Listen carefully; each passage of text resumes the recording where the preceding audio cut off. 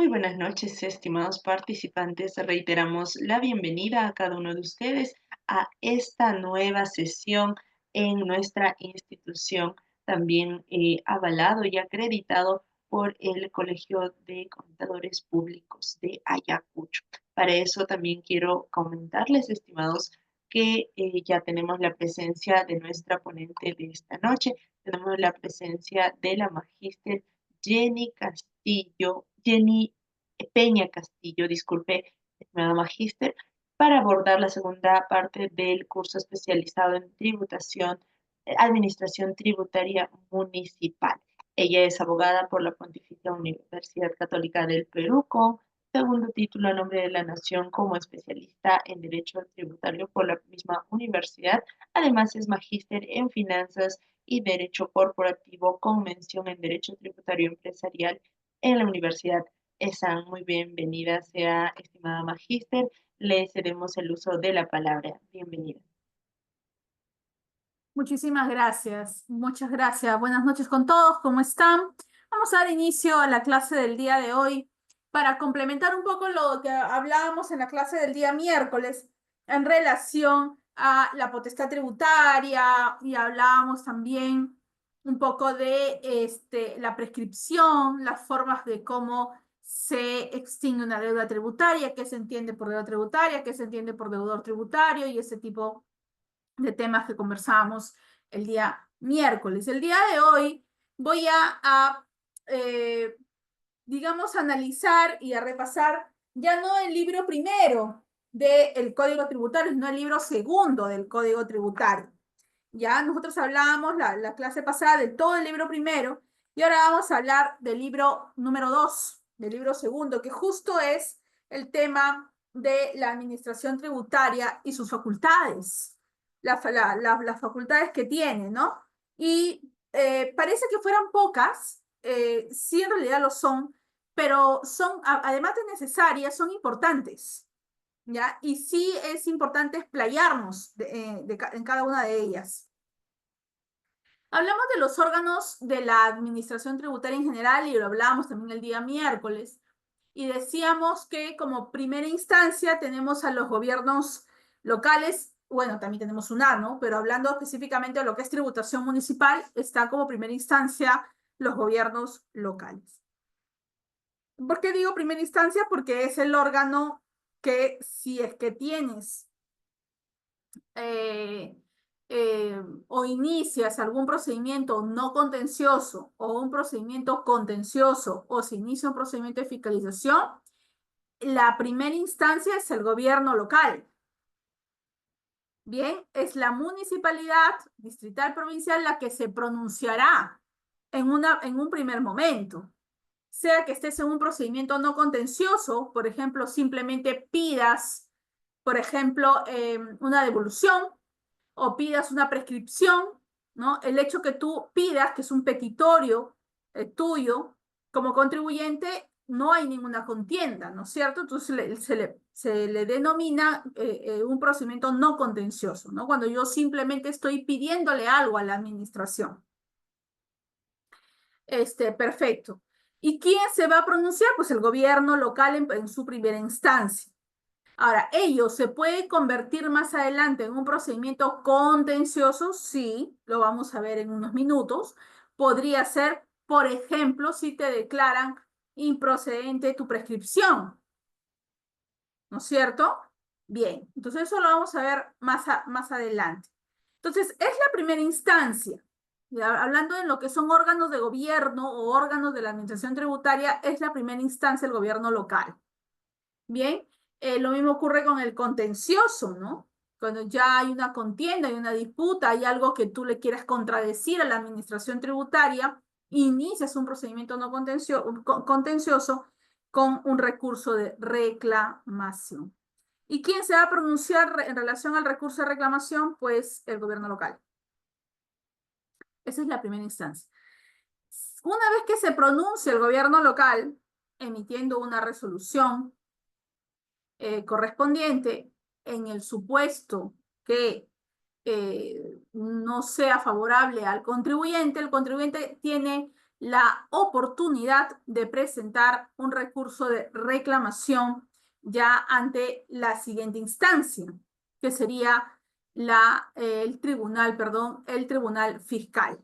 Ya que como yo les comentaba el día miércoles, el tribunal fiscal es el órgano máximo desde el punto de vista procesal, desde el punto de vista resolutivo, es el órgano supremo máximo de última instancia en el ámbito administrativo tributario. Y el tribunal fiscal es el que tiene la última palabra. Y lo que diga el tribunal fiscal en el ámbito administrativo es lo que va a quedar. Ahí se termina y se agota tu vía administrativa con el tribunal fiscal. Bien, sea favorable, sea desfavorable, ahí se agotó tu vía administrativa. En el supuesto que quieras, no sea favorable a ti y quieras seguir discutiendo la situación, ya tendrías que irte al Poder Judicial. Bien, entonces, en una segunda instancia en el ámbito administrativo tenemos el Tribunal Fiscal y en una primera instancia tenemos gobierno local, si es que estamos ante un tema de tributación municipal, o tenemos SUNAT si estamos ante un tema de tributos internos. Bien, entonces tenemos ello y eso dónde está regulado. Les he puesto la base legal, artículo 50 y artículo 52 del Código Tributario. Con el artículo 50 se inicia el libro segundo del Código Tributario, que no es poca cosa, ¿no? El artículo 50 habla de la competencia que tiene la SUNAT. No solamente para administrar los tributos internos, sino también dice para la realización de las actuaciones y de los procedimientos que correspondan llevar a cabo y a solicitar asistencia administrativa mutua en materia tributaria también. Bien, artículo 50 que te habla de la competencia que tiene la administración tributaria y el artículo 52 que te habla de la competencia de los gobiernos locales, ¿no? Claro, ¿por qué hay una distinción? Porque hay dos artículos por una sencilla razón, ¿no? El gobierno local, como decíamos el día miércoles, su potestad tributaria es distinta, ¿no? El gobierno local tiene una potestad tributaria en un ámbito muy pequeño. ¿Cuál es ese ámbito? Solamente para tributos municipales, para contribuciones, para tasas, ¿cierto? Era lo que conversábamos el día miércoles.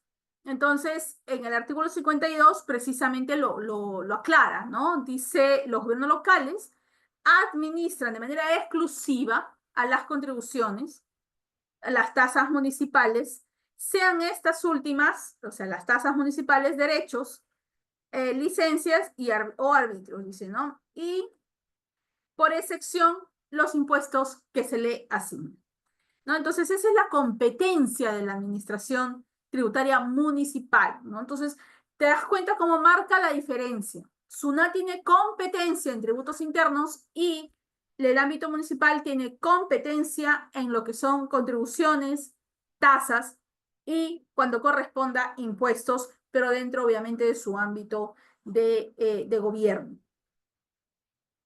Por eso que hay dos artículos distintos.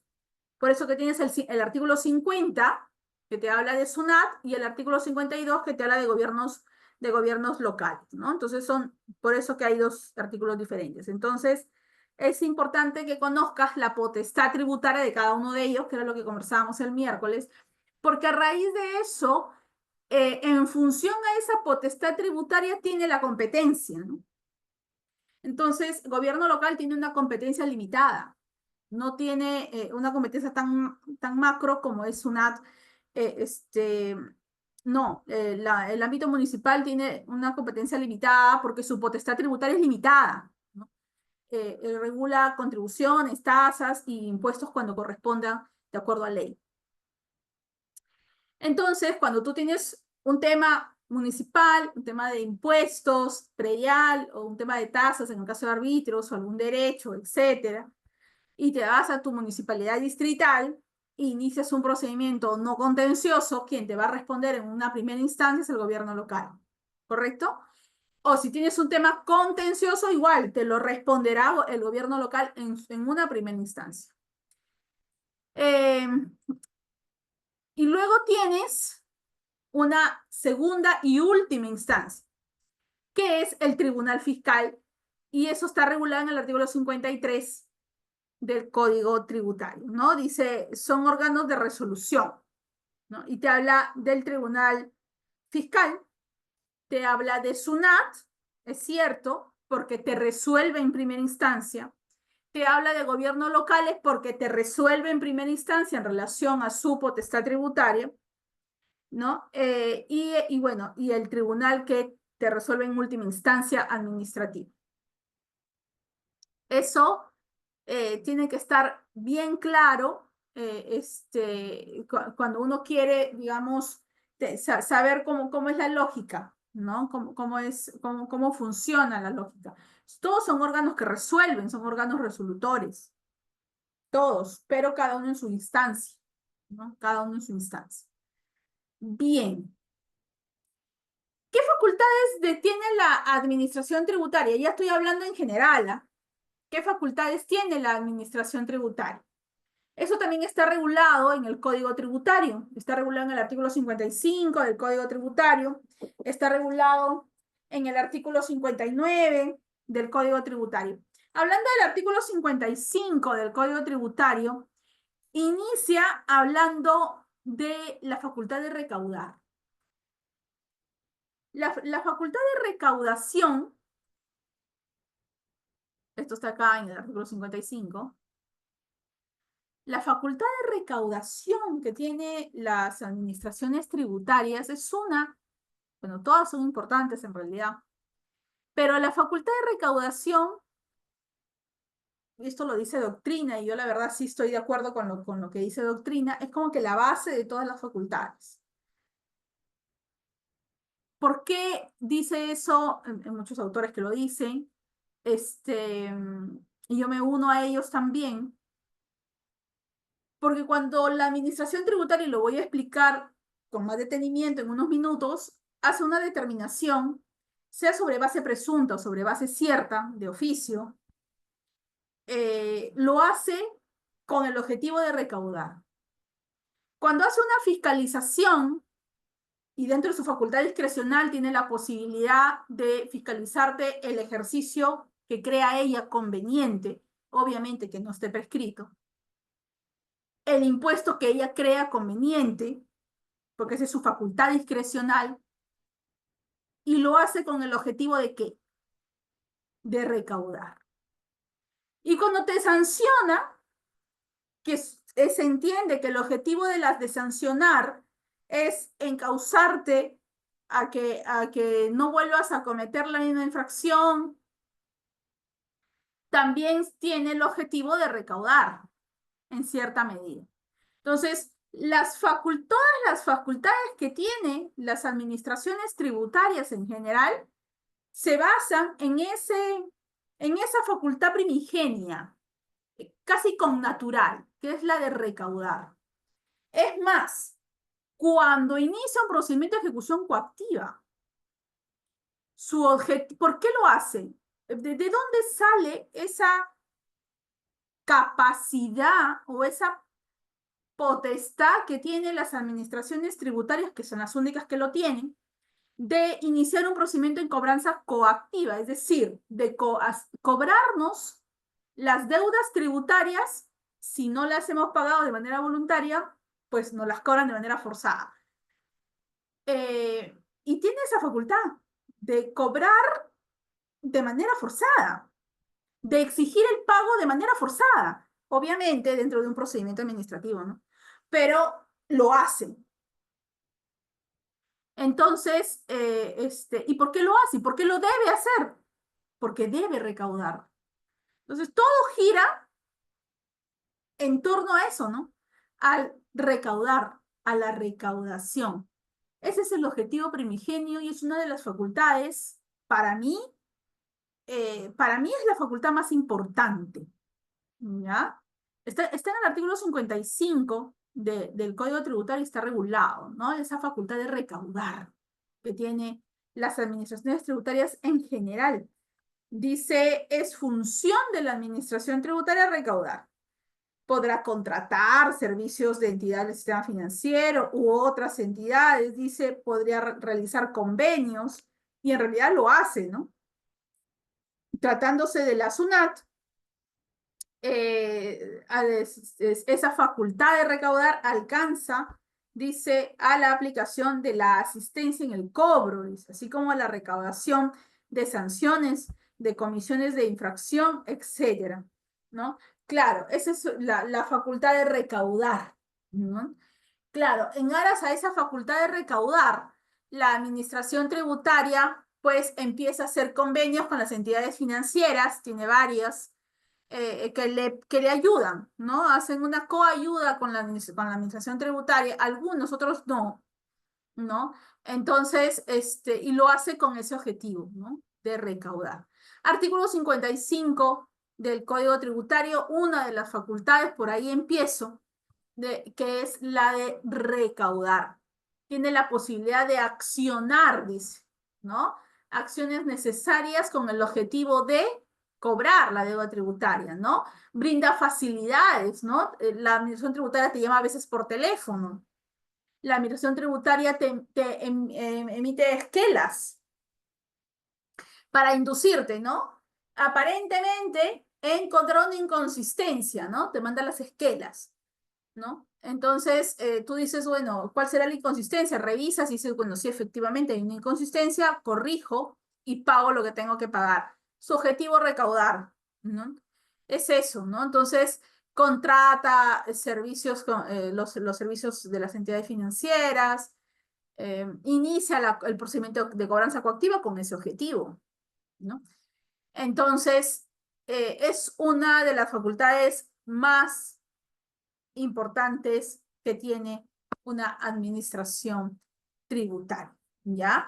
También en aras a esa facultad de recaudar, tiene la obligación de brindarnos medios idóneos, de preferencia electrónicos, para nosotros poder pagar el impuesto. Las facilidades son importantes, ¿no? Ahora todo es electrónico, ¿no? Puedes pagar el impuesto o pagar el tributo desde el app de tu celular, ¿no? Te bajas el app de la SUNAT y desde ahí puedes pagar, ¿no? Ya ni siquiera tienes necesidad de ir al banco, ¿no? Puedes pagar a través de un NPS. Generas un NPS, un número de pago, y con ese NPS entras al app de tu entidad financiera, pones el número ese número de pago que se ha generado, que dura 24 horas, y pagas el impuesto. Mira las facilidades, ¿no? Entonces, hay varias facilidades para pagar el tributo, y la administración tributaria en general, no solamente SUNAT, tiene esa obligación de brindar los medios, o de facilitar, ¿no? El pago del tributo, porque el objetivo es precisamente recaudar. La municipalidad se está quedando un poco en eso, aunque ya hay algunas municipalidades, ya creo que varias municipalidades, en las que tú incluso puedes enviar un WhatsApp, con un número de celular, mandas un WhatsApp y te envía tu estado de cuenta a tu teléfono, a tu WhatsApp. Entonces envías el estado de cuenta, te envían los números de cuenta y pagas. Ni siquiera tienes que acercarte físicamente a la municipalidad, ¿no? Como antiguamente, tú dices, ay, pues tengo que ir a hacer cola, tengo que ir a la caja. No es necesario. Ya no es necesario. Casi todas las municipalidades ahora lo que hacen es, en su página web tienes un link donde tú pagas tus impuestos. Ya está. ¡Tac! Haces un clic, ya está, pagaste, ¿no? Para los que tienen un poquito de miedo de hacer eso, bueno, van presencialmente y lo hacen, pero la regla general es que la administración brinda facilidades para hacerlo. Entonces, ese es, pues, el objetivo de recaudar. Otra facultad importante es la de determinar. A ver, en un primer momento, es decir, de manera primigenia, esa determinación la hace el contribuyente, la debe hacer el contribuyente. No la tiene por qué hacer la administración tributaria, la hace el contribuyente. Tú determinas tu tributo. Claro, hay tributos que no son determinados por el contribuyente. Los arbitrios municipales, por ejemplo, no son determinados por el contribuyente. ¿No? Eso se determina a través de una ordenanza todos los años. Pero hay tributos que sí son determinados por el contribuyente en su gran mayoría, casi todos, por no decir más del 90 y tantos % de los tributos, ¿no? Predial, el alcabala, el impuesto a los juegos, ¿no? Son tributos municipales que el contribuyente los determina, o por lo menos lo debería de hacer. ¿Qué pasa si el contribuyente no lo hace? Hablando en el ámbito municipal, conozco varios casos de personas que compran una propiedad y nunca lo declaran en la municipalidad, ¿no? Conozco personas que compran un terrenito, construyen sobre el terreno sí está inscrito en la municipalidad, pero la fábrica no está inscrita en la municipalidad. ¿Y cuál es tu responsabilidad como contribuyente? Acercarte a la municipalidad, llenar tu HR, llenar tu PU, si has comprado la propiedad o si la has construido, y hacer tu determinación, ¿no? Esa es tu responsabilidad.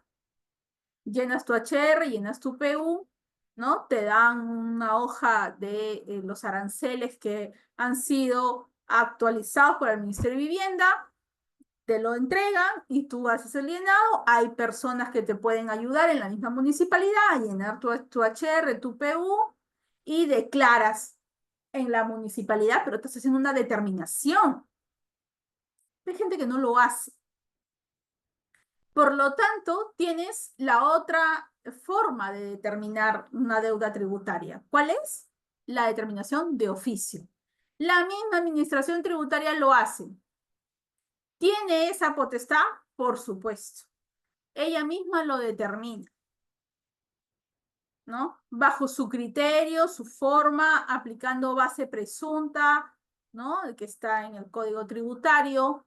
Claro, obviamente lo hace no a ciegas exactamente, no hay ciertos criterios, utiliza el cuadro este de arancel. Y también hace, y ahí me voy a la siguiente facultad, que es la de fiscalizar, ¿no?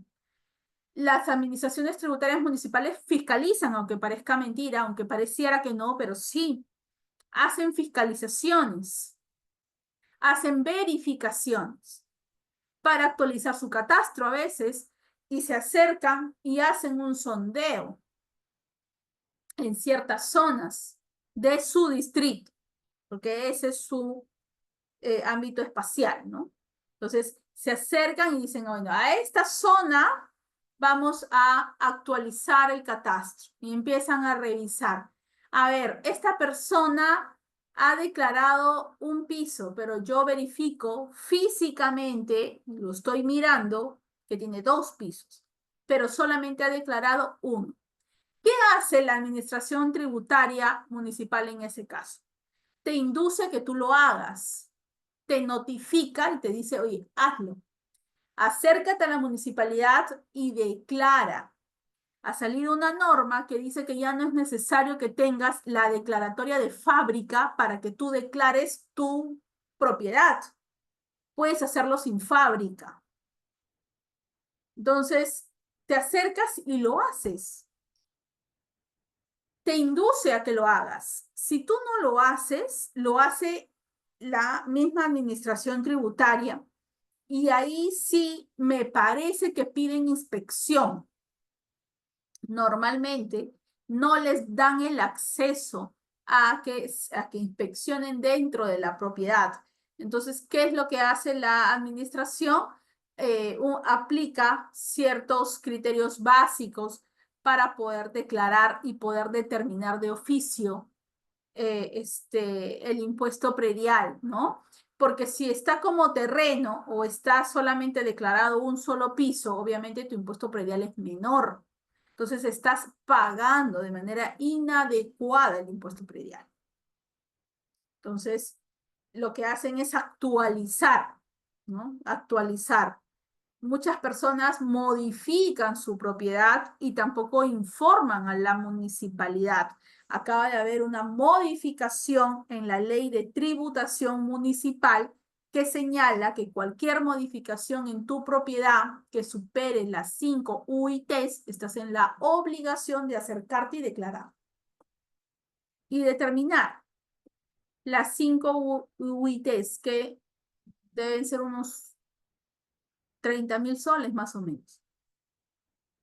La gente lo hace, normalmente no lo hace, a veces por desconocimiento o simplemente porque lógicamente quieren seguir pagando el impuesto predial de menor valor. Pero para eso la administración tributaria municipal tiene esa facultad, ¿no? De fiscalizar. ¿Con qué objetivo? De recaudar. Y con el objetivo también de determinar el impuesto de manera correcta. Porque ahí lo que está ocurriendo es que no se está determinando el impuesto de manera correcta. Estás pagando menos impuesto predial del que te corresponde pagar. Entonces, la administración te determina. Vuelvo a repetir, no es aleatorio exactamente, no es a ciegas exactamente, hay criterios objetivos, hay parámetro urbanístico, hay este cuadro de aranceles en que la administración tributaria utiliza para, digamos, hacer una determinación promedio del impuesto predial, ¿ya?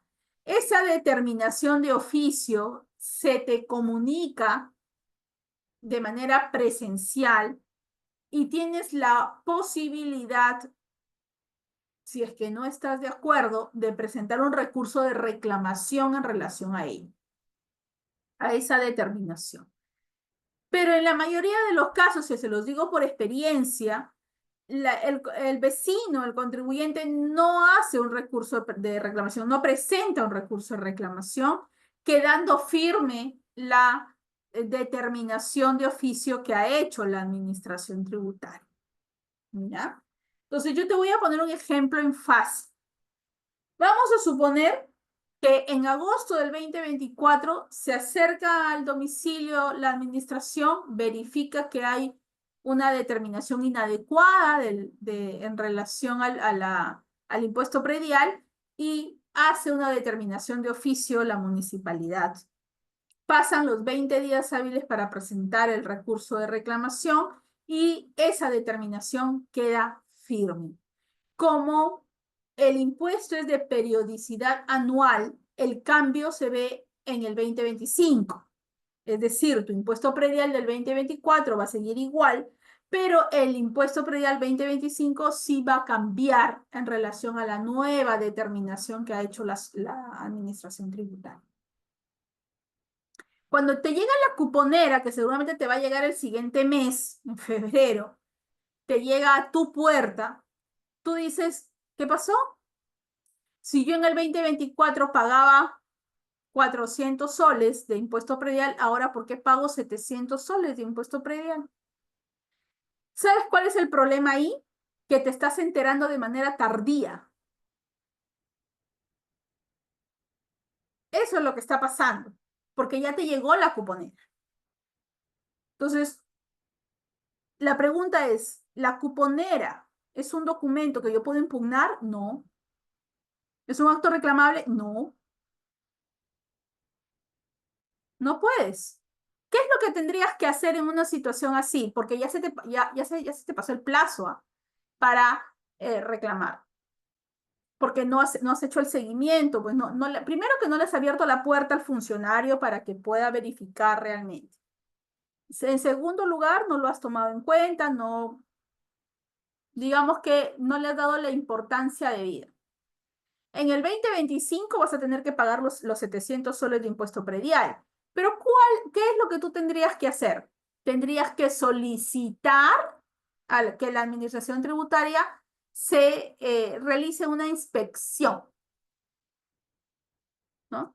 Entonces, al realizar la inspección, ahí, ¿no? Va a verificar que quizás ha habido un cambio, una modificación, etcétera. Tú mismo vas a tener que hacer la determinación para bajar esos 700 soles, si es que corresponde bajarlos. Y lo que va a ocurrir es que si es que logras bajarlos, igual, esa modificación va a surtir efecto ya para el 2026. Eso es lo que suele pasar, ¿ya? Por eso que mi recomendación es que cuando veas que la Administración Tributaria está haciendo ese tipo de fiscalizaciones, sí le des acceso al inmueble para que pueda verificar, ¿ya? Siempre también es importante que si haces algún cambio en tu predio, te acerques a hacer la determinación de parte, ¿ya? ¿Por qué es importante también? Porque tú dices, bueno, pero tengo que pagar más impuestos, pues si yo no quiero pagar más impuestos, pero ya, independientemente de eso. ¿Por qué es importante ese tema? Porque el autovalúo de la propiedad es medular en el momento que tú vendes la propiedad. Por eso es importante también, porque tú necesitas tener claro cuánto cuesta tu propiedad. No es solamente pensar en pagar mucho impuesto o poco impuesto, es pensar más allá, pensar en el tiempo, ¿no? Entonces tú dices, oye, ¿qué pasa si es que yo no actualizo mi autovalúo de repente? Por eso le llaman autovalúo, porque tú mismo lo valúas, ¿no? Entonces el mismo contribuyente evalúa su propiedad. Y es importante evaluarla de la mejor manera, ¿no? Para cuando vendas la propiedad, por ejemplo. Entonces, es importante, ¿ya? Entonces, esa es la facultad de determinación que tiene la administración tributaria. Tiene la facultad de verificar la realización del hecho y determinar la base y la cuantía del tributo y luego cobrarlo, ¿no? Pero bueno, ese es otro momento. En este momento estamos hablando de la determinación de la obligación tributaria. Actos destinados a determinar la base imponible del tributo y su cuantía. Ya está. Determinar si ocurrió el hecho generador primero. Luego determinar la base y luego determinar la cuantía. Ya está. Bien. Obviamente de la mejor manera, ¿no? De la mejor manera. Bien, entonces es su facultad de determinar, hablando en el ámbito municipal, en el ámbito SUNAT, digamos que se ve con mucho más claridad, ¿no? Porque en la facultad de determinar de la administración tributaria, en el ámbito SUNAT, es mucho más grande, ¿no? El espectro, porque te puede determinar renta, te puede determinar IGB, te puede determinar un crédito fiscal, te puede determinar gastos, ITAN, N cosas, ¿no? Y puede hacerlo, en realidad, ¿no? Claro, tiene que iniciar un procedimiento de fiscalización, ¿no? Que también lo vamos a hablar de aquí a unos minutos. Pero terminando ese procedimiento de fiscalización, lo que hace es determinar precisamente una deuda tributaria durante la fiscalización, ¿no? Que van de la mano. Yo fiscalizo para hacer una determinación, yo fiscalizo para recaudar. Por eso te fiscalizo, ¿no? Entonces, y es mi facultad discrecional fiscalizar de un periodo y un tributo determinado. Es más, es mi facultad, digamos, tomar la decisión de qué tipo de fiscalización voy a hacer. Una parcial, una total, una electrónica, es mi decisión. Es mi facultad discrecional. Ya está. Entonces, el objetivo de esta fiscalización es precisamente hacer una determinación y lo hace en sí lo hace. Y también, obviamente, es reclamable, ¿no? Es reclamable, ¿no? Entonces, esa facultad de determinación es eso, ¿no? Es precisamente ello. Entonces tenemos, como les acabo yo de explicar, la autodeterminación, que para mí es la primigenia, ¿ya? Esta de acá, que es la que, es la que el deudor hace, es la que nosotros hacemos, ¿no? Verifica la realización del hecho generador, señala la base, señala la cuantía del tributo. Eso lo hacemos nosotros mismos, ¿no? Nosotros hacemos ello. Incluso las personas naturales lo hacemos también, ¿no? Ahora que vamos a presentar la declaración jurada anual de renta de trabajo, vamos a determinar cuál es el impuesto anual de trabajo que nos corresponde pagar. ¿Con qué? Con la declaración, ¿no? Entonces, si tú has realizado un servicio como persona natural, entonces hay que pagar el impuesto, ¿no? Hay que pagar el impuesto. Y luego tienes la determinación de oficio o la determinación de la administración tributaria, ¿no? Que tiene el objetivo recaudar. Entonces dice, ante la ausencia de la autodeterminación, es decir, esto es como que, ya que tú no lo haces, lo hago yo, en pocas palabras, ¿no? Lo que se hace es una verificación del hecho imponible, ¿no? De lo que haya podido realizar el deudor tributario. Entonces, el deudor tributario, si no lo hace, o no ha hecho la determinación que debió haber hecho, pues lo hago yo, ¿no? Eso es en pocas palabras lo que hace la administración tributaria. O de repente no lo hizo de manera correcta.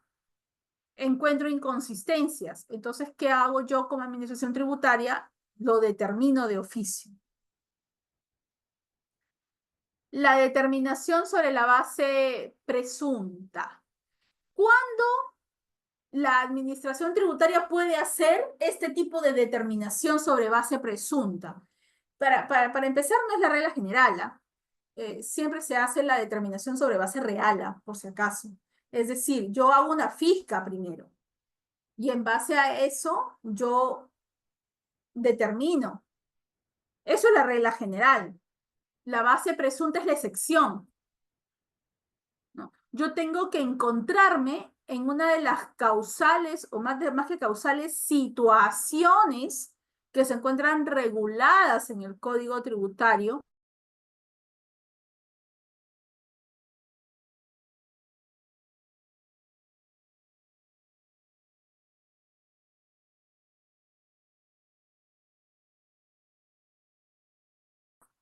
No.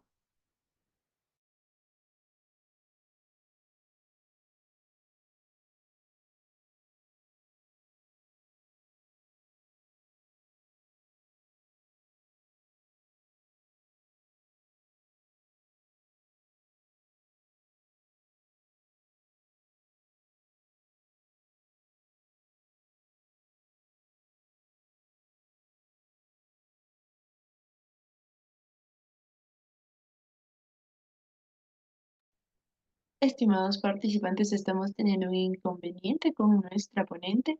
Hay que mantener la calma un momento. A ver, Magíster, sí, está volviendo a presentar. Muchas gracias. Sí, disculpen, ¿escucharon lo que dije ahora último? ¿Dónde me quedé? No, no, Magíster, la última parte, por favor, Esta podría última. en todo caso repetirlo, sí. Ya, perfecto. Mil disculpas, no sé por qué me salí del internet, me salí del Zoom. Bien, entonces, como vuelvo a repetir la última parte. La regla general es la determinación sobre base real. Esa es la regla general. Yo como administración tributaria, y no solamente estoy hablando del ámbito SUNAT, sino también de administración municipal, mi trabajo es ese, ¿no? Hacer la determinación sobre base real. Ahora, ¿cuándo yo puedo aplicar una determinación sobre base presunta? ¿Cuándo puedo hacer eso? Bueno, cuando estoy en cualquiera de las situaciones reguladas en el artículo 64 hacia adelante del Código Tributario. Las administraciones tributarias aplican base presunta cuando no encuentran mayor colaboración por parte del contribuyente. Voy a poner un ejemplo. Yo te pido los libros contables y no me los brindas. Eso es por ejemplo, ¿no? Entonces, si tú no me brindas la información que yo te estoy pidiendo o la que tú me estás brindando es demasiado pobre, me orillas a mí como administración tributaria a aplicarte una base presunta, ¿ya? La norma, el artículo 64, acá lo ven acá, el artículo 64 hacia adelante, en realidad son varios artículos, creo que llega hasta el 72 o 73, son varios supuestos, eh, gatilla la posibilidad de aplicar base presunta, ¿no? Por ejemplo, yo verifico que el contribuyente no presenta declaración jurada, como el caso que les pongo, que les acabo de poner de tributación municipal. La persona nunca presentó declaración jurada. Conozco mucha gente que hace 50 años compraron un terreno, construyeron sobre el terreno y nunca le informaron a la municipalidad esa fábrica. Conozco personas, varios casos. Y a la hora que han querido vender la propiedad, se les ha hecho bien dificultoso porque solamente se encuentra el terreno inscrito en la municipalidad. Entonces, ahí, por ejemplo, no hay declaración jurada. Entonces, ¿qué podría hacer la administración tributaria para cobrarte el impuesto? Determinarlo de oficio. ¿En base a qué? A una presunción. Que es una presunción asentada no sobre situaciones subjetivas, sino sobre situaciones objetivas, ¿no? Verificaciones, por ejemplo, ¿no? Y como les digo, ese cuadro de aranceles que tiene la municipalidad, ¿no? Entonces, es sobre situaciones objetivas. Entonces, no hay otra situación. Ahí la administración tributaria no tiene otra opción más que aplicarte la base presunta. Y lo mismo ocurre en SUNAT. Cuando la SUNAT verifica que no has presentado la declaración jurada, cuando verifica que no tienes los libros, no estás inscrito, estás como no ha habido, te piden los libros y no los exhibes porque seguramente no los tienes, ve que no brindas comprobantes de pago, no te acercas, te solicitan que te apersones y no te apersonas. ¿Qué podría hacer la administración tributaria? Aplicarte base presunta. Entonces dice presumo, pues. Hago presunción. ¿Y cómo puede hacer SUNAT presunción? Bien fácil, cruza información. Cruza información de dónde compraste, de dónde vendiste, por ahí saca información y hace, digamos, saca una ratio, un promedio y sobre eso te cobra. Bien, entonces la base presunta es la excepción a la regla y es una excepción bastante objetiva, ¿ya? Pero sí, yo sí lo he visto aplicarlo mucho, más que todo en SUNAT, más que todo en SUNAT. Bien, entonces, la determinación sobre base cierta es la regla general, se toman en cuenta los elementos que pueda brindar el contribuyente y que se tiene también a la mano, que se tiene la data, ¿no?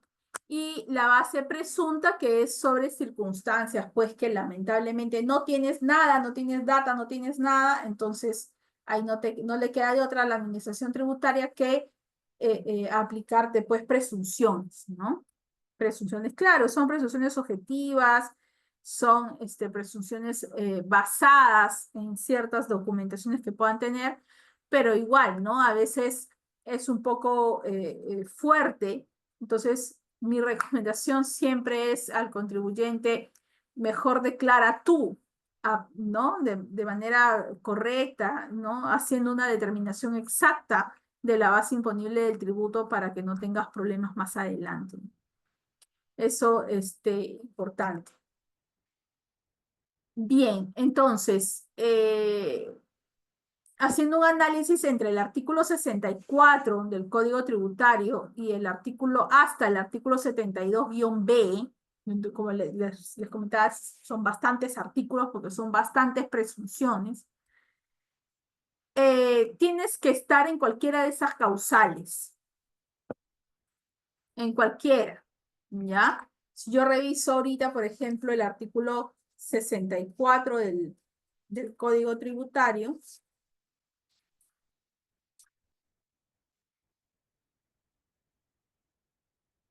y empiezo por acá, supuestos para aplicar o para determinar una base presunta, dicen, ¿no? Primero empieza así, el deudor no presenta declaraciones, el deudor se niega a presentar los libros contables tributarios, el deudor oculta activos fijos, rentas, ¿no? Entonces, la administración tributaria hace sus presunciones. El artículo 65 del Código Tributario señala que existen varias presunciones. Una de ellas, te presumo ventas, te presumo renta neta, te presumo remuneraciones, te presumo ingresos por omisiones en el registro de ventas, te presumo ventas por omisiones en el registro de compras. Entonces, digamos que es un poquito fuerte no presentar la información. A veces, y he tenido casos de clientes que me han dicho, doctora, mire, ¿sabe qué? Lo que pasa es que yo el libro lo tengo desordenado.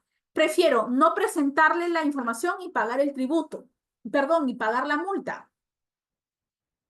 Yo le digo, lo que podrías hacer ahí es ganar tiempo, porque a la larga tienes que presentar la información. Si ahorita no la tienes actualizada, bueno, empieza a actualizarla, ¿no? Y vamos a ver si es que te dan una segunda fecha para que presentes la información o presentes los libros para que no te coloquen una multa. Y después me dicen, no, doctora, ¿sabes qué? Que yo no lo quiero presentar. O sea, yo no quiero presentar la información. Bueno, si usted no quiere presentar la información, eso es otra cosa. ¿Cuál es la consecuencia de no presentar la información? Que te pueden aplicar base presunta. Y a veces el monto no es poquito. A veces es mucho más alto que el real, aunque parezca mentira. Entonces, a veces conviene mejor declararle a la administración tributaria que no declararle, porque tú puedes decir, no le quiero presentar nada porque no quiero pagar impuesto, o no quiero pagar tanto impuesto. Pero aplicando la base presunta, terminas pagando más impuesto del que realmente debes pagar. Entonces, ahí el tema está, mejor presento la información, ¿no? Hay otras causales de presunción, y esto ya está, por ejemplo, en lo que son juegos de las máquinas tragamonedas, ¿no?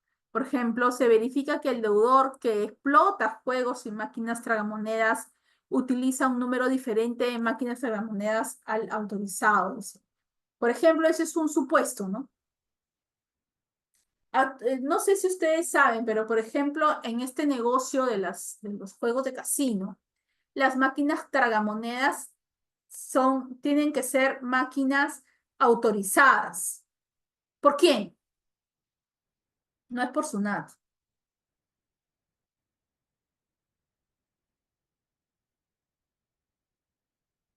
¿Quién autoriza que esas máquinas funcionen?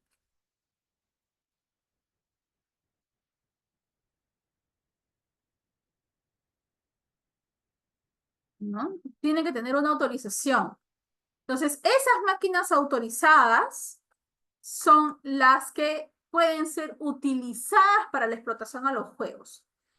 Entonces, si yo tengo el negocio de los casinos, si yo tengo 50 máquinas y solamente tengo de esas 50, 40 las tengo autorizadas, ¿qué va a pasar? Que solamente voy a tributar sobre las 40, aunque les parezca mentira, porque las otras 10 que no están autorizadas es como si no existieran, es como si fuera plata negra, tal cual. Entonces, esa plata no tributa. Si la administración tributaria en una fiscalización verifica esa situación, ¿qué va a pasar? ¿Qué pasa si verifica que el deudor explota juegos, ¿no? De máquinas tragamonedas utilizando unas máquinas que no están autorizadas? Va a aplicar presunción, ¿no? Y posiblemente te va a iniciar un proceso penal por evasión, posiblemente, ¿no? O lavado de activos. Entonces, tenemos que tener cuidado con eso, ¿no?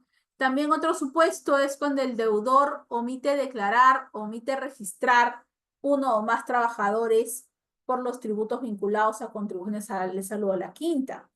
El hecho, por ejemplo, que tú tengas trabajadores por fuera, que no los tengas en planilla, pero sí los tengas trabajando y les pagues un monto que no le puedo llamar remuneración porque no los tienes en tu planilla, o sea, no tienes una relación laboral con ellos, por lo menos en documento, y la administración tributaria te verifica que estás haciendo eso, también te puede aplicar presunción.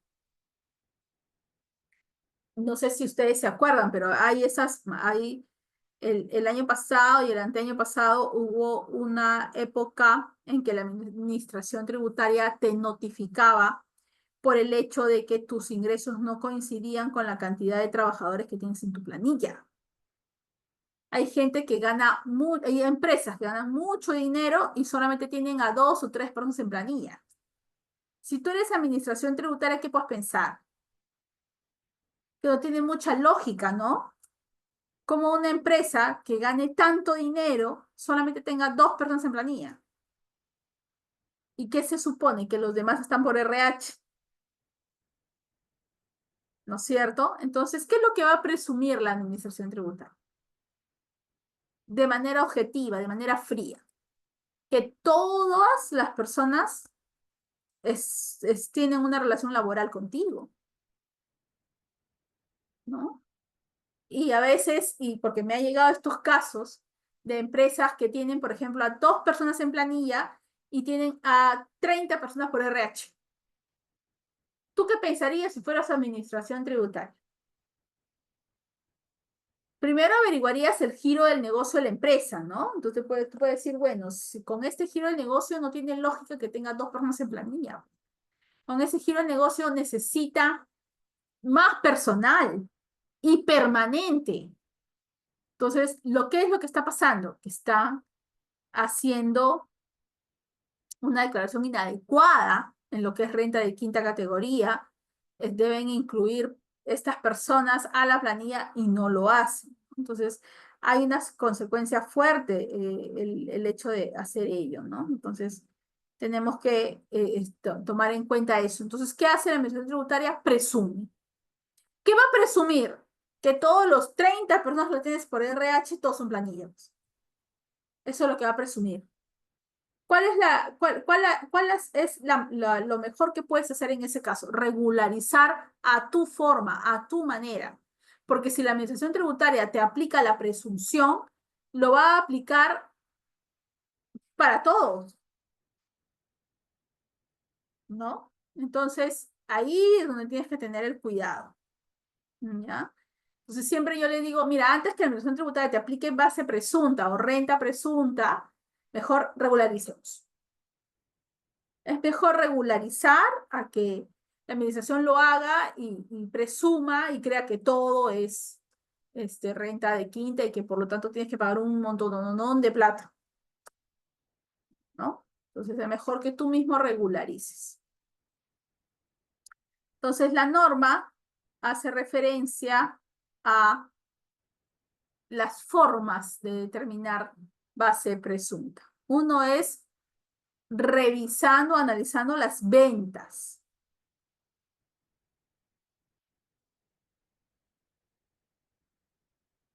dice ventas por omisión en el registro de ventas. Por ejemplo, ¿no?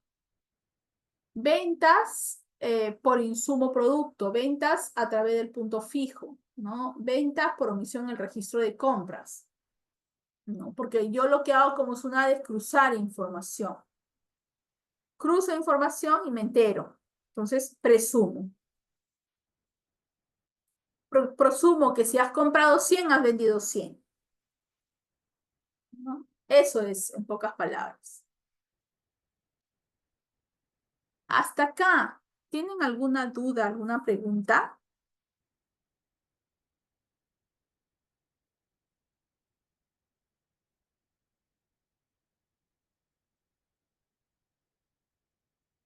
¿No? ¿No hay dudas? ¿No hay preguntas?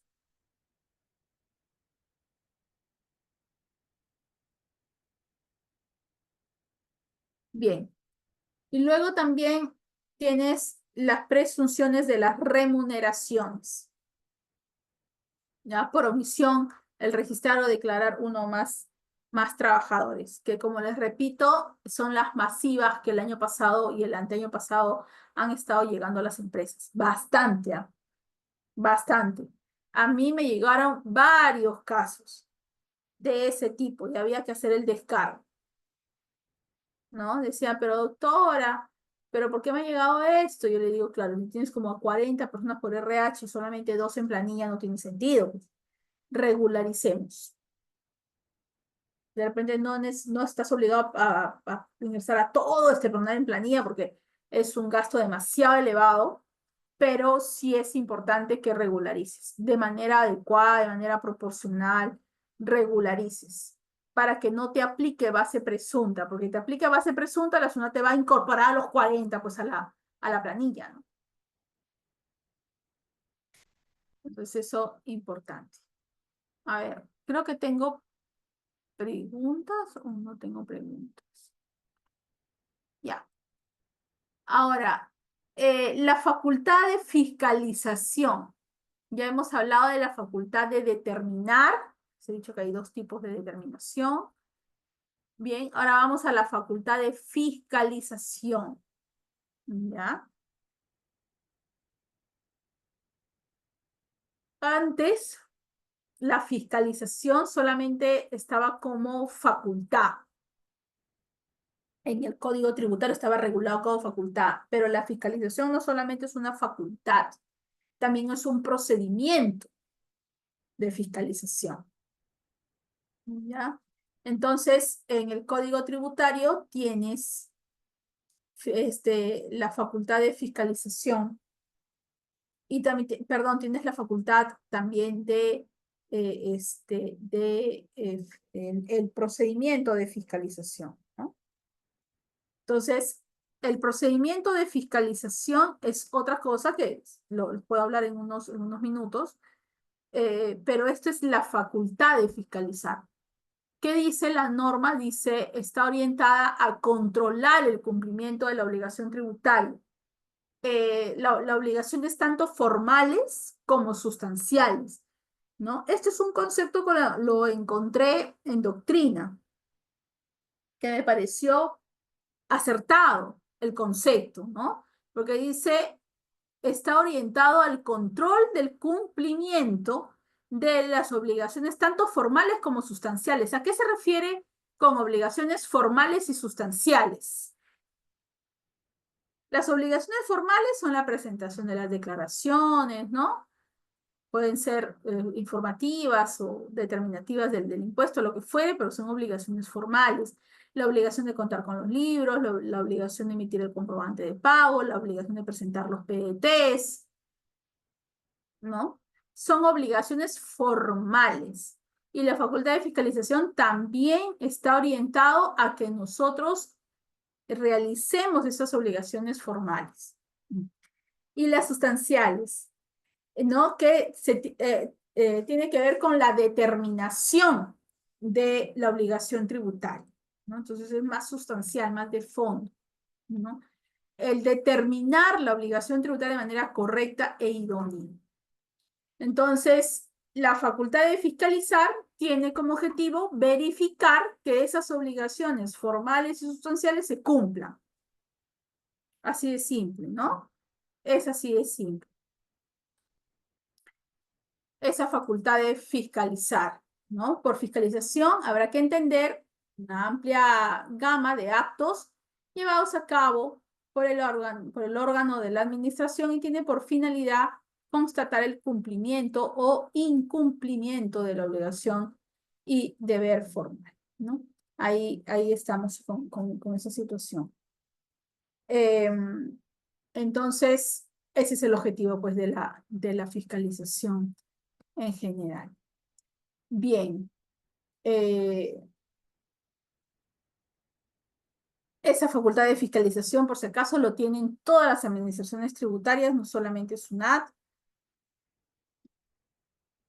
Y para los que estamos interesados, el procedimiento de fiscalización ante SUNAT se encuentra regulado en el reglamento eh, que está en el Decreto Supremo 085/2007, que es este de acá. Es este de acá.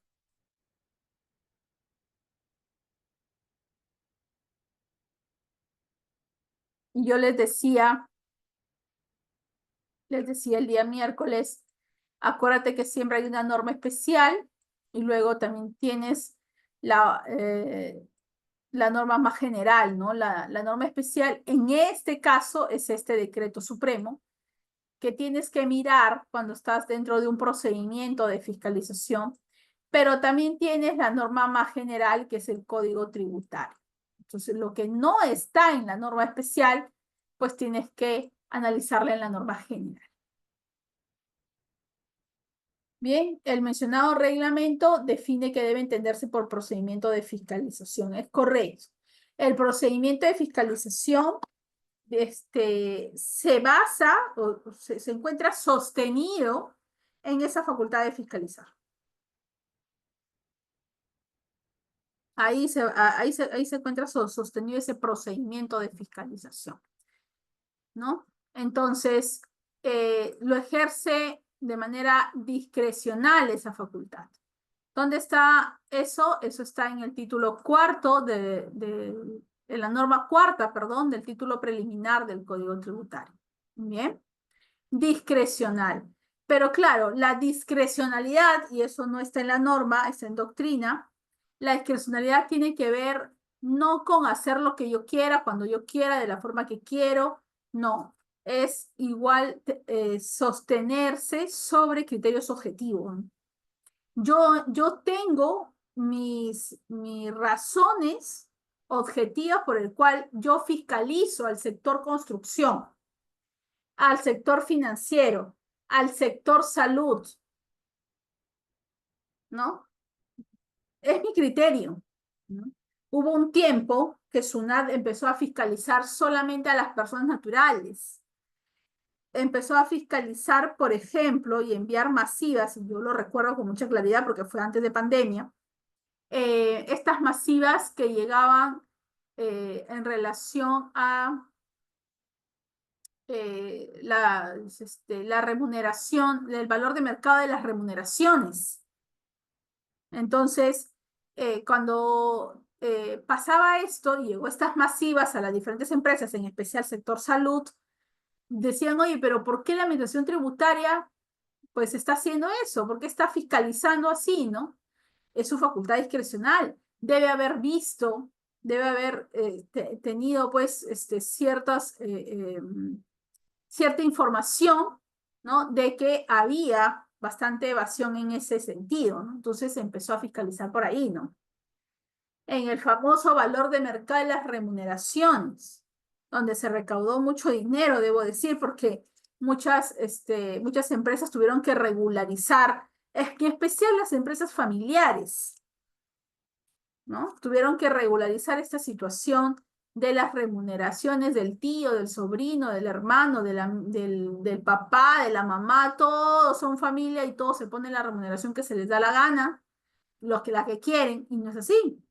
tributariamente no es así, ¿no? Entonces, les llegaba estas masivas y no sabían qué hacer, ¿no? Y decían, oye, ¿pero por qué? Bueno, porque la SUNAT tiene su facultad discrecional objetiva.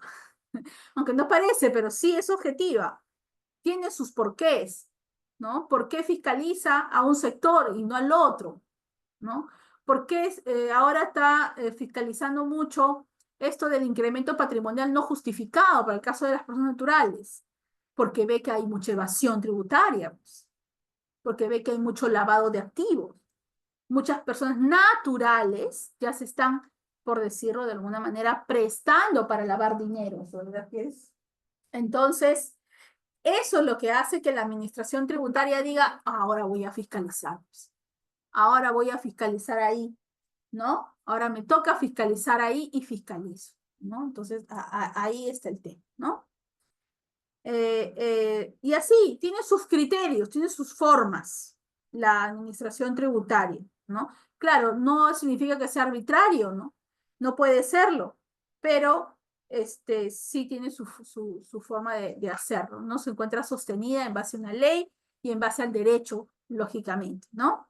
Eso está en el artículo 62 del Código Tributario. Entonces, dentro de su facultad discrecional, ¿no? La SUNAT, bueno, las administraciones tributarias, no solamente SUNAT, te pueden pedir una serie de información, ¿ya? Eso es su facultad discrecional, ¿no? En el caso de SUNAT, por ejemplo, te pide pues que los libros, te pide la presentación de los registros, te pide comparecer, te pide la toma de inventarios, etcétera, etcétera, te pide una serie de cosas, ¿no? Te pide una serie de cosas.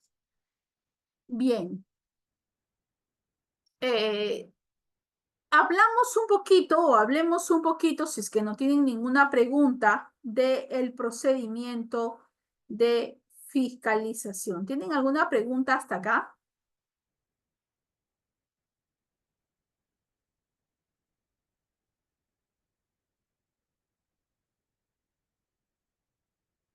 ¿Dudas? ¿Preguntas?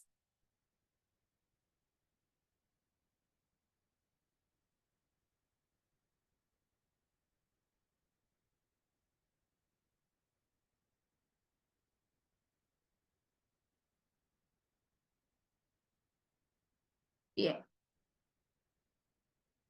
Dentro del procedimiento de fiscalización, vamos a hablar primero de cómo se inicia un procedimiento de fiscalización. ¿Ya? ¿Cómo se inicia? A ver, vamos a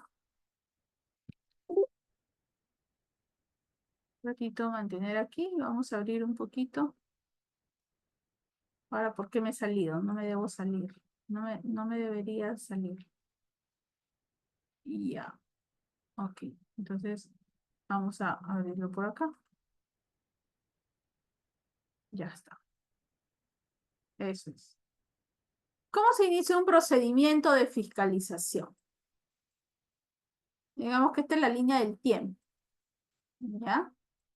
Entonces, vamos a poner acá, que estamos hoy día 24 de enero, ¿no? Hoy día te va a llegar una carta y el primer requerimiento.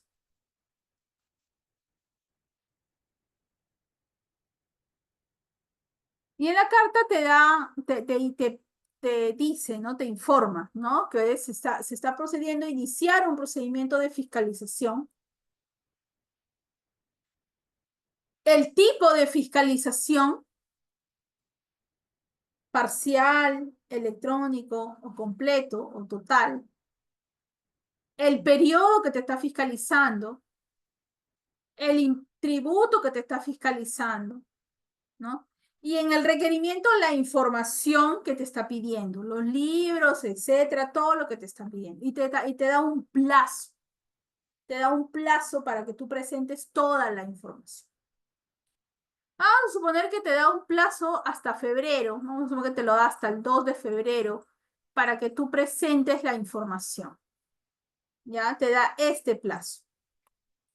Tú llega el 1 de febrero y presentas la información, pero la presentas incompleta. ¿Qué va a ocurrir el 2 de febrero? Va a ser el cierre del primer requerimiento. Y como esto está incompleto, va a hacerte un segundo requerimiento, dándote un plazo, imagínate, hasta el 20 de febrero. Y tú el mismo 20 de febrero presentas la información, pero también la presentas incompleta. Así que el 20 o el 21 de febrero se produce el cierre del segundo requerimiento y hace un tercer requerimiento, dándote un plazo, vamos a suponer, hasta el 10 de marzo para que presentes la información. Y luego tú, el 9 de marzo, presentas toda la información. Y acá se produce el cierre del requerimiento. Como tú aquí ya presentaste toda la información y acá se ha producido el cierre del requerimiento, vamos a poner que esto ha ocurrido el 11 de marzo, recién a partir de aquí que has presentado toda la información, se cuenta el plazo que tiene la administración tributaria, el tiempo que tiene la administración tributaria para desarrollar ese procedimiento de fiscalización o esa fiscalización. Si es una fiscalización total, el plazo es de 12 meses. Si es una fiscalización parcial, el plazo es de 6 meses de duración, ¿no? Es muy fácil, bueno, relativamente rápido. Y si es una fiscalización electrónica, si la memoria no me está fallando, son 30 días. Vamos a suponer que estás aquí, que lo que te han realizado es una FISCAP total. Entonces, desde aquí, desde el 11 de marzo, se cuentan los 12 meses que tiene la administración tributaria para evaluar toda la información que le has presentado. Y no solamente la información presentada, que ella misma ha requerido, sino todo el cruce de información, va a pedir información a tus proveedores, le va a pedir información a tus clientes, etcétera, etcétera, etcétera. ¿Ya? Entonces, ese es un procedimiento de fiscalización. Dice el Código Tributario que una vez que se produce el cierre, este cierre, donde ya entregaste toda la información, la administración tributaria no te puede pedir más información. Ya es tu facultad de entregarle más información o no entregársela. Pero ya no te debería de pedir más información. Bien, entonces de aquí se cuentan los 12 meses, que seguramente no se va a demorar 12 meses, pues se va a demorar menos, ¿no? Se va a demorar 6, 8, 4, no sé, 7. Pero digamos que ese es el plazo máximo, 12 meses.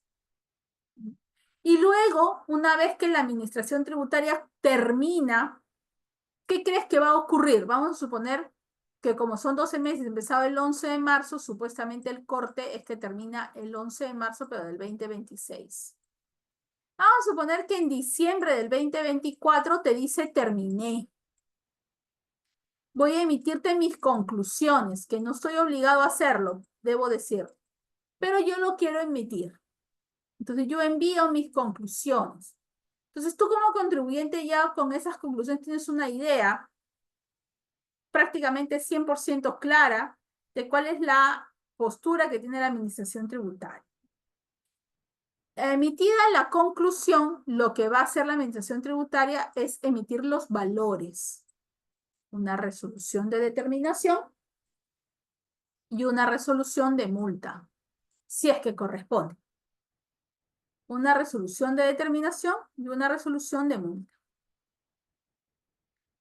Bien. Y ahí te das cuenta, está haciendo determinación. Su facultad de determinar. tiene la facultad de fiscalizar, y ya lo hizo, sobre base cierta, porque le has entregado información, la facultad de determinar, ya lo hizo, y la facultad de sancionarte, que también ya lo está haciendo. Cuando la administración tributaria te emite los valores, terminó el procedimiento de fiscalización. Ahí acabó. Ahí concluyó. Hay un criterio que señala que normalmente lo que está pasando es eso, que la administración tributaria antes de emitir los valores, es decir, durante la conclusión, te induce a que corrijas. Se te dice, mira, yo he encontrado una inconsistencia, todavía no emito los valores. Subsana para que puedas tener una gradualidad mucho más elevada, porque una vez que yo emita los valores, tu gradualidad no va a ser la misma. Te sugiero que subsanes, que rectifiques todo, que pagues el tributo, pagues los intereses del tributo, pagues la multa rebajada, como si fuera voluntario, antes de que yo emita los valores. Entonces, eso es lo que suele pasar. El fiscalizador te llama y te lo dice. Entonces, hay muchas empresas que caen en este juego y rectifican y le dan, entre comillas, la razón a la SUNAT. Le dicen, está bien, voy a corregir, voy a rectificar. Y rectifican y corrigen.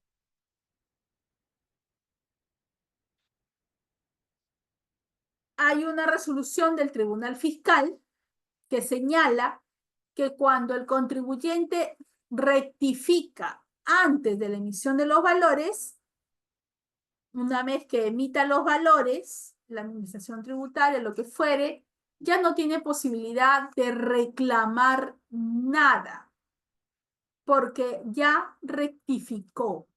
Y el rectificar implica estar conforme. Entonces ya no puedes presentar un recurso de reclamación en relación a él. Es el criterio del Tribunal Fiscal. Hay una postura que señala que eso no puede ser así, ¿no? Que el contribuyente tiene la capacidad y la potestad y es su derecho reclamar si lo considere así, incluso si ha rectificado. ¿Cuál es mi recomendación? Es que evalúes muy bien qué es lo que estás rectificando y si te conviene rectificar. Porque si tú no haces ese análisis y rectificas, ya no hay marcha atrás, no es que más adelante vas a poder presentar el recurso de reclamación, ya no, porque ya rectificaste, se entiende aceptada la situación. Bien, entonces tenemos que tener cuidado en el momento de aceptarle al funcionario rectificar, porque es tu derecho decir no rectifico nada, porque yo no estoy de acuerdo con nada de lo que has indicado. Emite tus valores. Emite tus valores y yo reclamaré. Ya está. Estás en tu total derecho, ¿ah? Y el funcionario emitirá los valores y luego reclamarás, presentarás el recurso de reclamación correspondiente. Pero ese es el procedimiento de fiscalización. Bien, entonces, el plazo ordinario, es decir, una fiscalización total, tiene una duración de 12 meses. ¿Ya? Y una fiscalización parcial tiene una duración de 6. ¿No? Si es que el contenido dentro del procedimiento de fiscalización tiene que ver con un estudio de precios de transferencia o precio de transferencia general, la duración no va a ser un año, la duración va a ser 18 meses. ¿Ya? Eso es. Ahora, este plazo se puede prorrogar. Yo puedo pedir prórroga como administración tributaria siempre y cuando demuestres la complejidad de la fiscalización, ¿ya? O verifiques que hay que cruzar información, hay que pedir información en otro país, no sé, lo que fuere la situación en la que puedas estar. Entonces ahí sí puedes ampliarlo 12 meses más o 18 meses más, no lo sé, depende. Entonces, sí existe la posibilidad, pero si no tienes cómo sustentar el porqué de esa ampliación, lo más probable es que te nieguen la ampliación. Eso es lo más probable. Bien, el plazo de fiscalización, este tiempo, esta línea del tiempo que yo los he señalado acá, dice la norma que se suspende. Quiere decir que ese tiempo no se va a contabilizar para el plazo de los 12 meses o de los 6 meses de corresponde. Por ejemplo, ¿cuándo se suspende el plazo de los 12 meses o de los 6? Por tramitación de pericia, por ejemplo, el plazo en que por causas de fuerza mayor la administración interrumpa sus actividades. Aquí estuvo inmerso el COVID. El COVID es el que estuvo inmerso ahí, donde se postergó las fiscalizaciones hasta nuevo aviso, creo, ¿no? Entonces, yo lo puedo suspender el procedimiento de fiscalización, por supuesto, ¿ya? Eso, tomarlo en consideración. ¿Cómo se concluye el procedimiento de fiscalización? Con cualquiera de estos valores o con estos valores en general, ¿no? Por ejemplo, te suelen emitir una resolución de determinación, bien digo, y una resolución de multa, ¿ya? Usualmente de la mano, ¿no? ¿Cuándo la administración tributaria emite una orden de pago?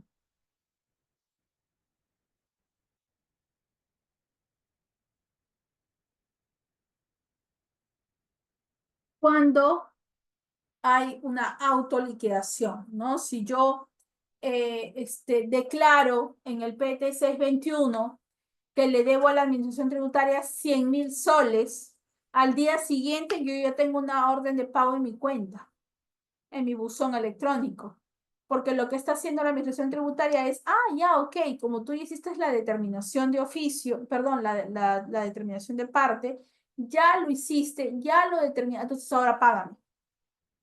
Porque no solamente lo has determinado, sino que lo has declarado.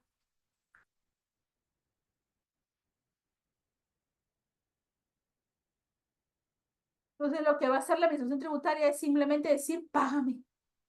Tú dices que me debes 100.000 soles, perfecto, te los cobro,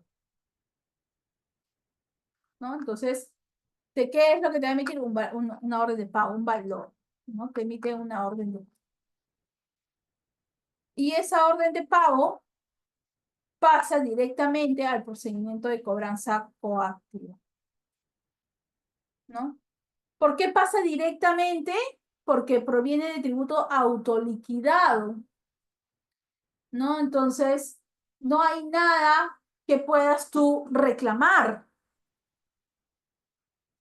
Bien difícil, ¿no?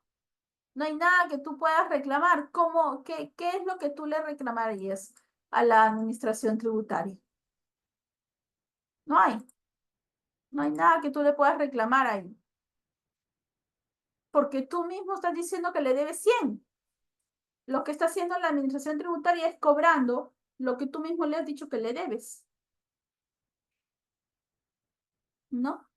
Entonces, ahí no hay. En cambio, en una resolución de determinación o en una resolución de multa, bueno, en este caso de determinación sí, porque las resoluciones de determinación se emiten por determinaciones de oficio.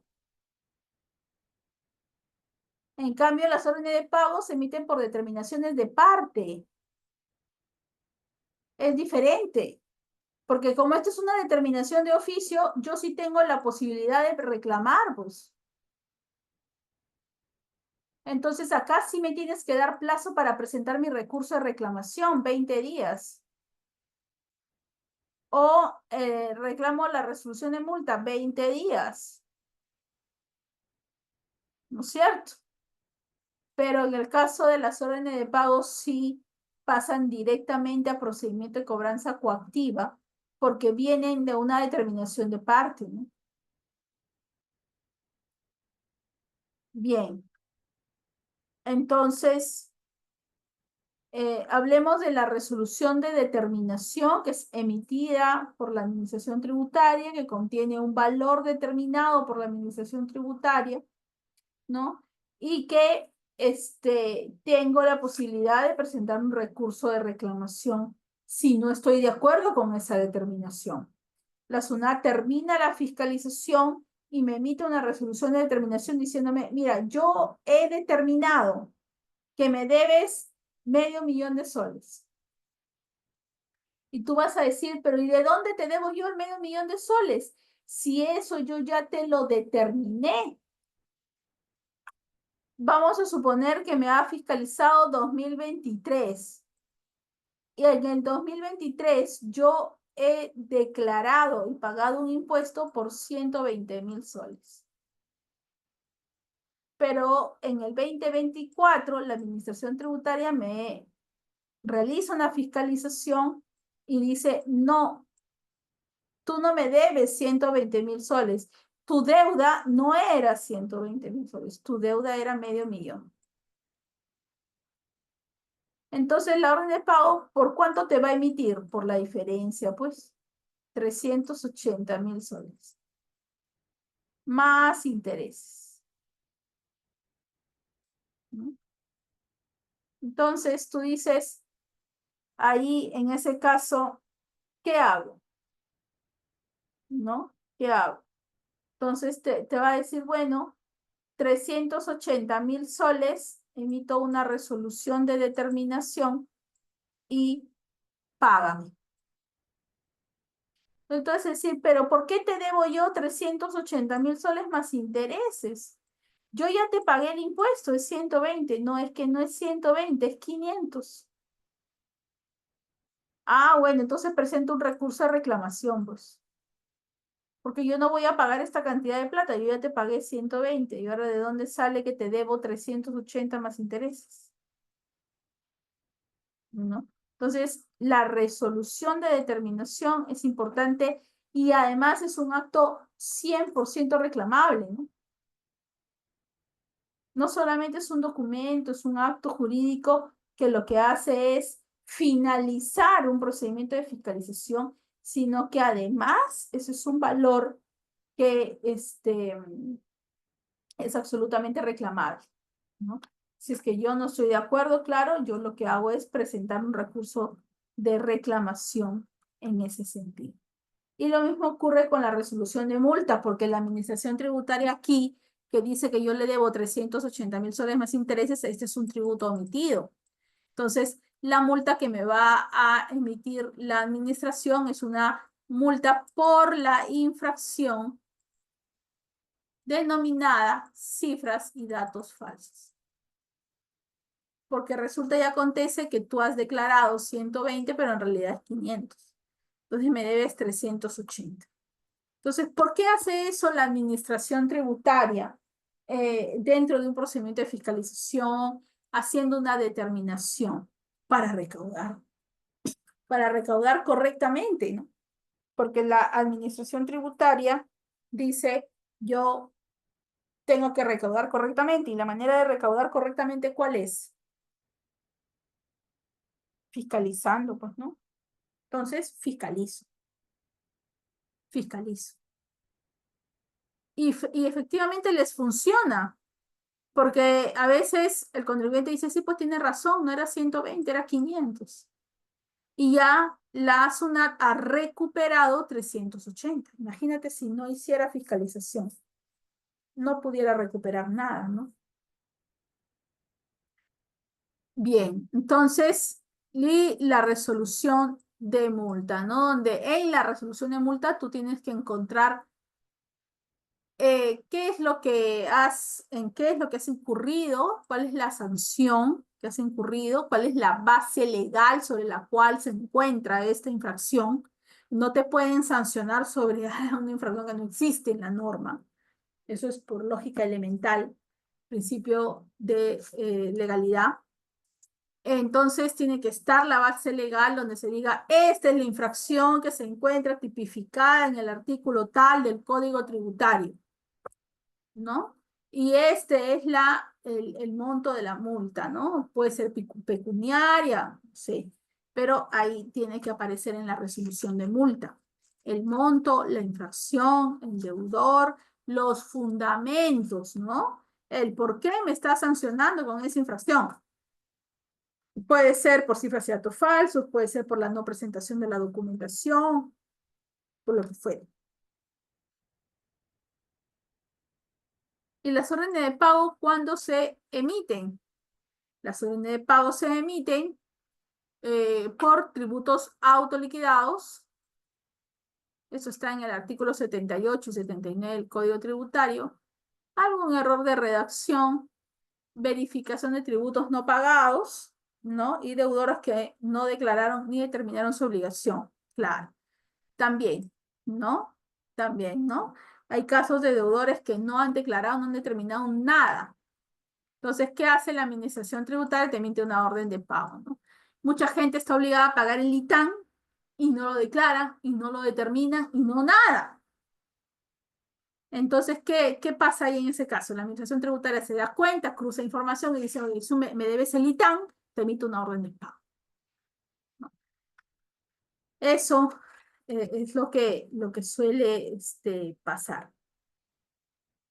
¿Hasta acá tienen alguna pregunta, alguna duda?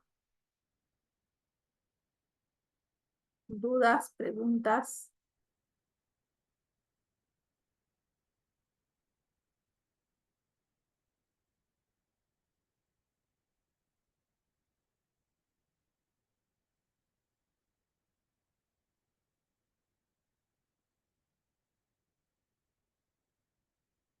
Bien, no hay dudas, no hay preguntas. Entonces,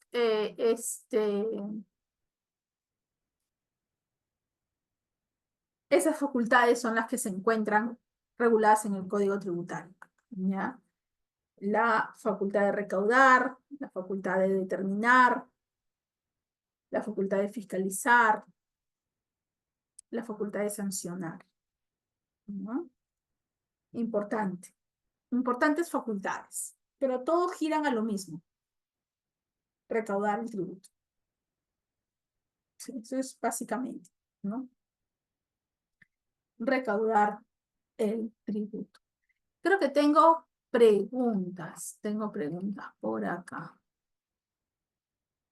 Tenemos personas en provincia, qué bueno. Desde Piura, desde Huánuco, desde Huaraz, qué bueno. Aguilar, o Elio Aguilar dice, Magíster, buenas noches. ¿Cómo puedo determinar el impuesto predial por cada predio? Ya, primero tienes que determinar la base del impuesto, la base de ese impuesto, ¿no? Que es el valor del inmueble.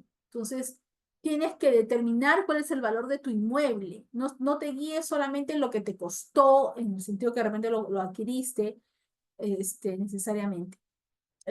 Ahora, si lo has construido, ya pues tienes que hacer la determinación con el HR, con el PU y con los aranceles y determinar, ¿no? Es una casa de 2 pisos, material noble, que tiene mayólica, que tiene 2 baños, que tiene 3 cuartos, entonces empiezas a hacer un detalle. De repente tiene ascensor, de repente la casa tiene piscina, tiene cochera, no sé, me estoy inventando. Entonces todo eso le suma valor, le aumenta valor a la propiedad. Entonces primero tienes que determinar la base.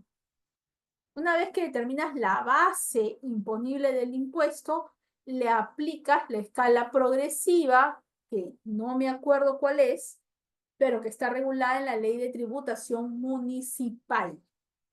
¿Ya? Pero para que no te agobies con toda con esa determinación del impuesto, te sugiero que te acerques a la municipalidad y ellos lo hacen de manera gratuita, debo decir, y te determinan el impuesto predial. Pero ellos tienen ahí los sistemas mucho más rápidos.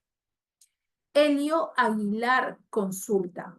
Dice, determinar o hacer la liquidación por cada predio cuando el propietario paga 7 predios en un solo recibo, que en su HR tiene 7 predios, tanto urbanos como rústicos. Claro, en su hoja de resumen o en su HR, como tú le llamas, o su PU, es el predio urbano, vas a encontrar el detalle de todas las propiedades. Puede ser 6, 7, las que tenga, ¿no? Entonces, en lo que es el impuesto predial, te va a, te van a determinar un solo impuesto por todas las propiedades que tengas. Y te va a aparecer un solo impuesto predial. Los arbitrios municipales, sí tengo por entendido que te los cobran aparte.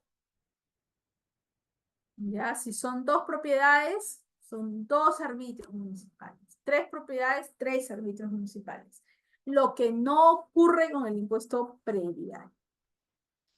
Almudena pregunta, estimada doctora, en una fiscalización, ¿puede ser requeridos documentos de periodos ya prescritos? Esa es una muy buena pregunta. No estás obligada a contar con la información una vez que el tributo está prescrito o han pasado los 5 años, lo que ocurra primero. Pasado ese tiempo, ya no te puede pedir la información. La administración tributaria tendrá que cruzar información ella misma. Almudena pregunta, ¿en una fisca se puede emitir una orden de pago si su respuesta fuera sí? ¿En qué casos en un procedimiento de fiscalización se emite una orden de pago? Pregunto, ¿solo en el procedimiento de fiscalización se emite una RD o puede emitirse en otros casos? Ya, no, también se puede emitir una orden de pago. Sí, acá creo que les he puesto la posibilidad de que se pueda emitir una orden de pago también. Sí. Ajá. Creo que lo tengo por acá, ¿no? Por ejemplo, este de acá, ¿no? Cuando los deudores que no declararon ni determinaron su obligación o que se declararon pero no determinaron la obligación tributaria. Entonces te emite una orden de pago. Por ejemplo, durante la fiscalización verifica que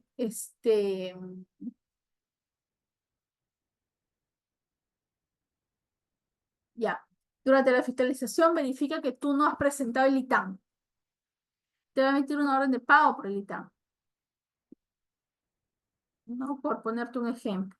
Entonces, esos son los casos en que existe la posibilidad em, em, de que suceda eso, ¿no? Entonces, en ese caso, tienes que tener mucho cuidado. Ya tienes que tener mucho, mucho, mucho cuidado. Porque te puede costar, pues, pagar impuestos, ¿no? Entonces, ahí a tener cuidado. Entonces, la orden de pago sí se te puede emitir cuando verificas que tú no has determinado algo. Como vuelvo a repetirte el ITAM, ¿no? Entonces, te emiten una orden de pago y ahí lo que va a pasar es que vas a tener que pagar. No hay de otra. No hay de otra. Los criterios suelen ser bien objetivos en ese sentido.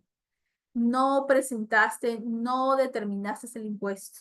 Punto. Si no lo determinaste, lo determino yo, ¿no? Y para eso te emito una orden de pago. Bien. ¿Cuáles son nuestras obligaciones como administrados? Como contribuyentes, como vecinos. ¿Cuál es nuestra obligación? Primero,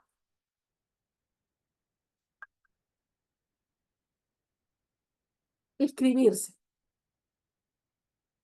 O si estoy en el ámbito municipal, inscribir mi propiedad. ¿Ya? Permitir el control, ¿no? ¿Eso qué quiere decir con permitir el control? Que te tengo que dejar entrar si es que el funcionario me dice tengo que entrar para verificar, para poder determinar el impuesto predial, ¿no? Entonces te permito el control, te permito el ingreso a la propiedad, ¿no? requerir comparecer. Entonces yo tengo la obligación de acercarme a la administración tributaria y comparecer en la fecha que la administración tributaria me está indicando, ¿no?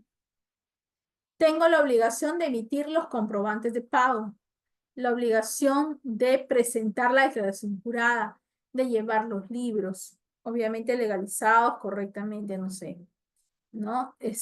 Guardar reserva en relación a la información de a terceros. Entonces, es mi trabajo, ¿no? Es mi responsabilidad hacer eso, ¿no? Y ahí está, ese es mi tema, ¿no? Brindar información cuando la administración lo requiera. No, no es que no quiero y no la presento. No, es que tú tienes que entender que es tu obligación entregarle la información, la documentación. Tarde o temprano lo vas a tener que hacer. No creas que pagando la multa ya no presentas nada. No, tienes que presentar la información sí o sí. La que tengas, pero tienes que presentarla. Declaración jurada, artículo 88 del Código Tributario, es una expresión o una manifestación de hechos económicos ocurridos, ¿no? No solo está referida a presentar una declaración determinativa, sino también de repente a comunicaciones, ¿no?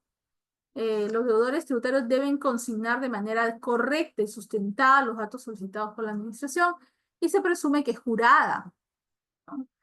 Quiere decir que tú estás plasmando información verdadera, no es ni siquiera veraz, es verdadera, ¿correcto? Entonces, tienes que tomar en cuenta eso.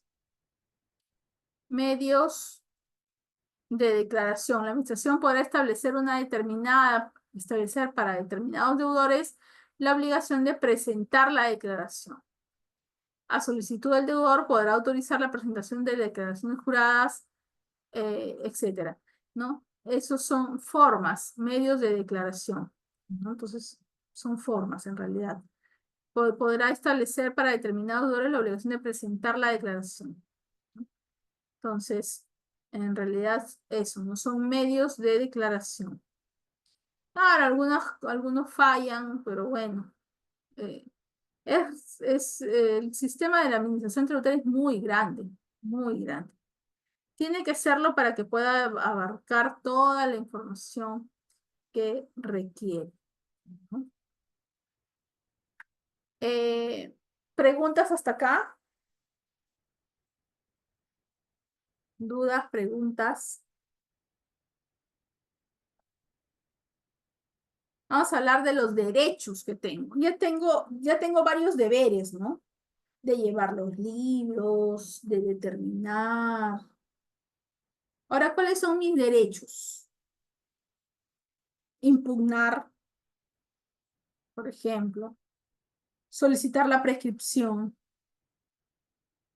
conocer situación de los procedimientos, realizar fraccionamientos, aplazamientos, sustituir o rectificar mis declaraciones.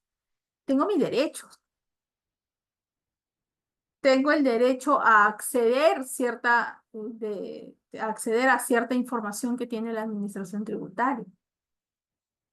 Tengo mi derecho.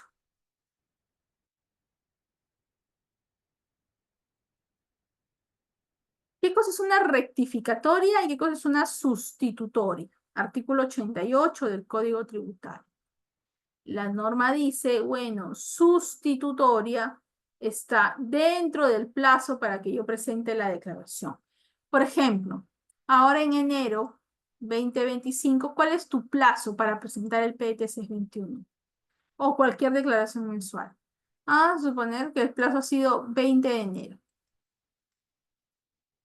Entonces, hasta el 20 de enero tienes la obligación de sustituir la declaración, ¿no? De aquí para acá.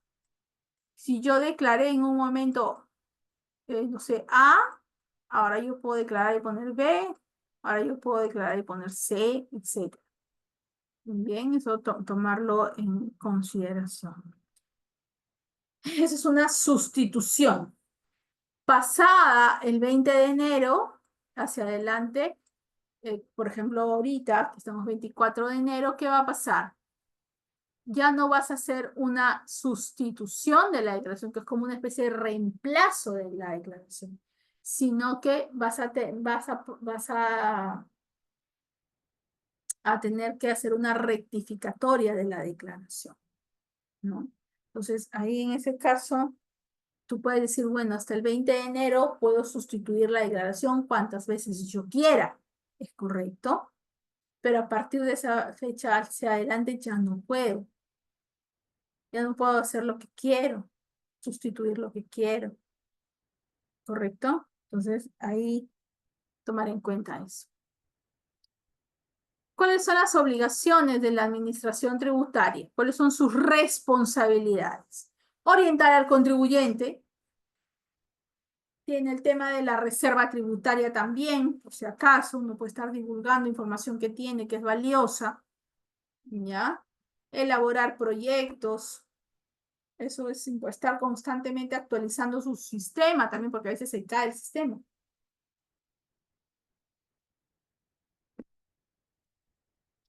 Entonces, vamos a la ronda de preguntas. Creo que tengo preguntas. Tengo preguntas de Almudena. Almudena, pregunta, ¿en una fisca se puede emitir una orden de pago si su respuesta fuera sí? ¿En qué casos? Ah, no, eso ya lo respondí. Eh, a ver, tengo Lisandra, perdón, Obregón. Buenas noches, magíster. Si el contribuyente paga su impuesto predial 2024 y luego paga su constancia de no adeudo, pero la municipalidad hace una inspección posterior al pago de la deuda de al pago se da cuenta que tenía modificación el predio. ¿Le puede denegar la constancia de una deuda, señor? No, no puede, porque como te repito, ya esos cambios ya aplican para el 2025, para el ejercicio siguiente, ¿no? Ya para el 2024 no. El 2024 es la determinación que aparece en la cuponera de febrero del 2024. Entonces yo voy y pago. Si hay algún cambio, alguna cosa, ya será para el 2025, ¿no? Esa es una buena pregunta, ¿no? Que también siempre pasa, ¿no?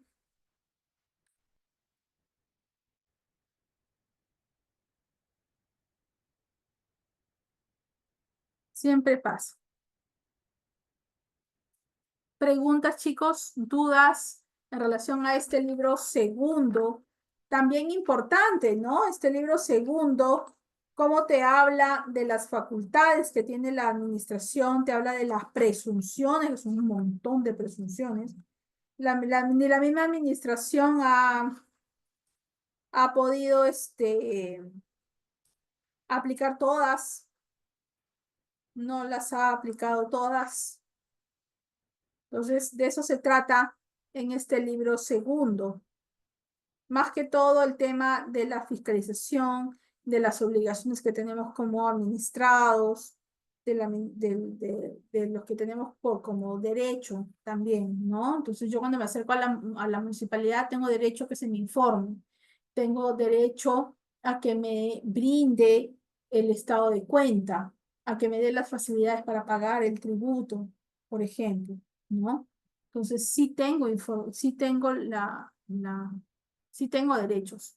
Claro, también tengo responsabilidades, ¿no? De determinar cuando tenga que determinar, de acceder a que me fiscalicen, ¿no? El sentido de colaboración, ¿no? También, ¿no? Entonces, tengo mis responsabilidades, pagar el tributo, pagar el impuesto, ¿no? Sí, claro, tengo deberes, tengo derechos. Igual la administración tributaria tiene deberes y tiene derechos. De nada, Almudena. Gracias a ustedes por estar a esta hora. ¿Tienen alguna duda, alguna pregunta hasta acá?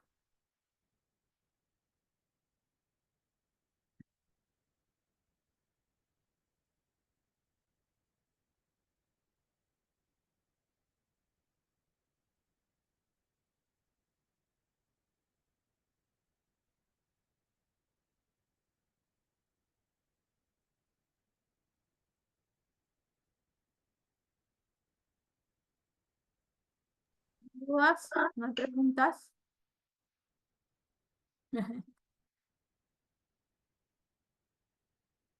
De nada, de nada.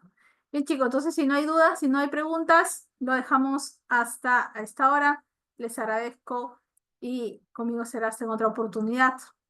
Muy buenas noches.